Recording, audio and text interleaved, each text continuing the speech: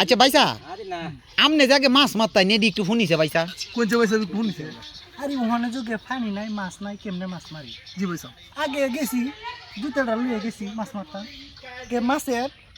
মাছের শরীরে গাড়া দিছি গাড়া দেওয়ার পরে আমি কালাটা ধরতাম চাইতেছি সাহারাটা কেতের মাথাত গেছি কেতে কালাটা দিছি আইসব বনাস ভাই কি মাছ না দে তারপরে আমি বাড়ি গেছি আমার শ্বশুর বাড়ি গেলাম শাশুড়ি বললাম যে দিনটা ডাকটা দিছে আচ্ছা তা ফলটা দিন মাছ মারা লুই আই কয়টা ফলটা চাপ দিতি খালি বড় বড় কাপু বল পরে দু একটা চূড়া তুইতে চূড়া পড়ে আছে জি পয়সা আর বলে কইলাম না থানের কাটটা তুই জি থানের কাটটা তিন দিতেছি আরে বলে চা দি 5 কাটা কেটে ধরেছি আইসব বনাস ভাইসা ভাইসা আইসব বনাস আই দুঙ্গা মাছ মারতাম গেছি আমি আর আমার বড় ভাই গেছি ঠিক আছে আমরা নৌকাতে গেছি একটা মাছের ঘা দিছি মাছের জুতোটা যেটা আমি ধরে রাখছি এই রাজধানীতে আমি গাড়া দিছি এটা এই কাইনা বিল হলো না আমার লই গেছে আইসব বনাস